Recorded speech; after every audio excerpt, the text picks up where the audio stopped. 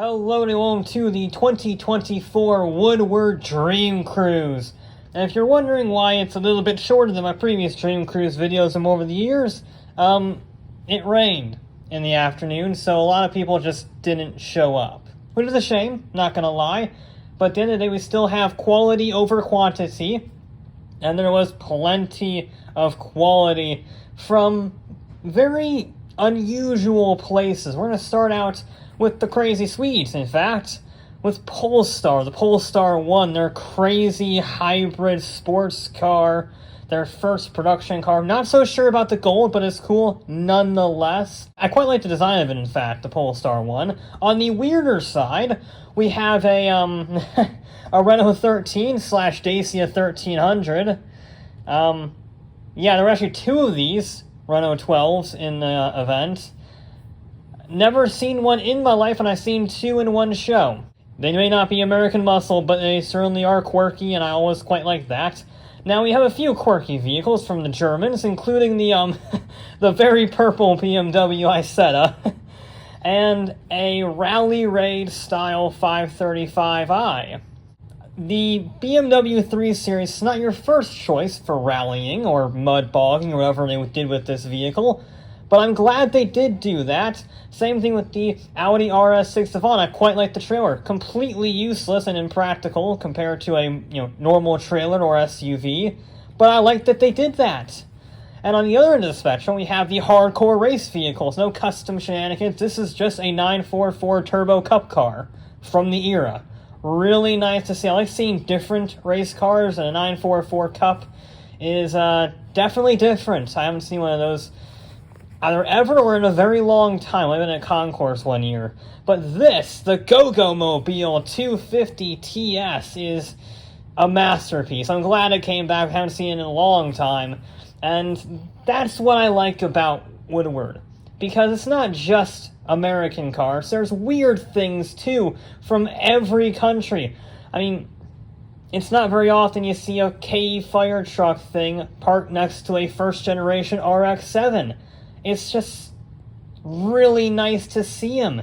Now, the British should have just enough to warrant their own section. With the Unos Grenadier, a nice little new off-roader. You want a rally car, they had that as well. The Monte Carlo spec, as homage, to be a better word, of the original Mini Cooper. Quite a few Mini Coopers here. No Mokes, unfortunately, but a Monte Carlo-style Mini Cooper will always be welcome. Same thing with a Speedster-style MG/MGA. I don't think it's factory, but it looks really clean. It's a very well done, if it is a custom build, very nicely done. But Woodward is all about American cars, let's be honest. It's a celebration of 50s and 60s Americana, so of course there's going to be a lot of American cars, of varying styles. Sometimes they're factory fresh, sometimes they have paint jobs, and other times they're a motorcycle with a jet ski on it. Again, only at Woodward. Now, there were a few unique entries. You had the Austin Auburn boat tail, or the DeLorean, or the International Scout. This was here. You don't see Scouts on with the early SUVs. It's good to see the forgotten cars get recognized a bit.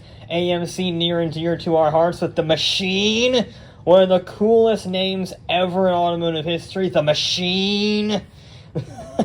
I also quite like the paint job on it, both that and the Cadillac here with the massive fins, my god.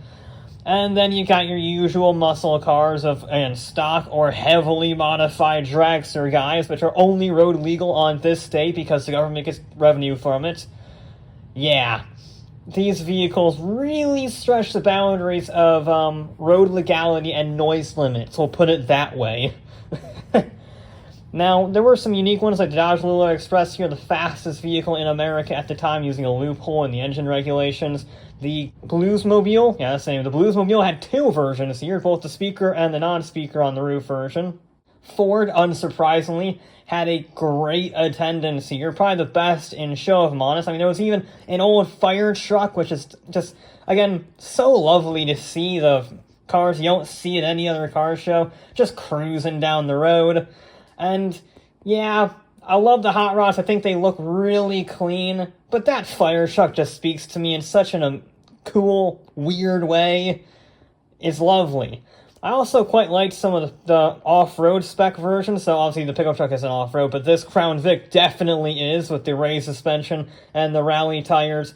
The Bronco, one of the early SUVs, right alongside the Scout from earlier, and there were quite a few of the vintage muscle cars, whether it be the Galaxy 500 or the Mustangs. Obviously the Cobra is not exactly nostalgic, shall we say. These are the real guys who made the Cobra, the Shelbys, the GT350, an original one, mind you.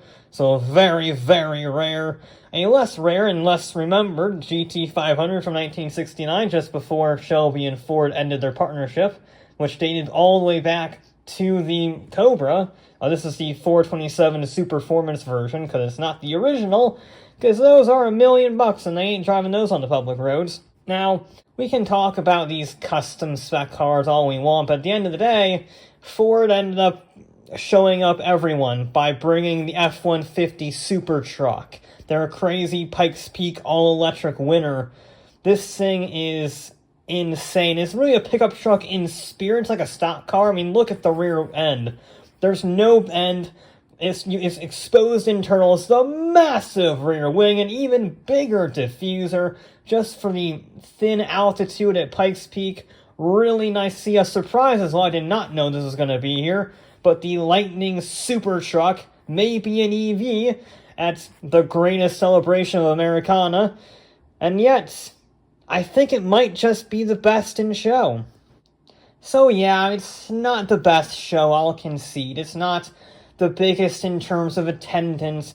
I think 2019 and 2023 are still the peaks in terms of what Woodward actually represents and what vehicles attended.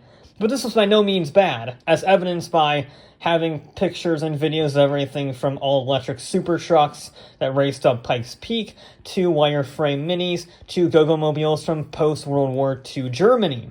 But anyway, here's hoping next year will be a little bit drier.